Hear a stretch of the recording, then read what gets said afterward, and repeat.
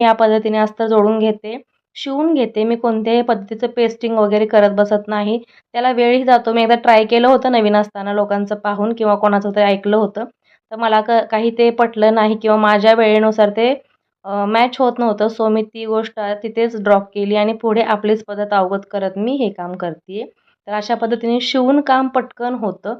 आता बघा back part आहे, परफेक्ट गळा तयार झालेला तुम्ही पाहू शकता. सुरेख असा शेप आलेला आहे.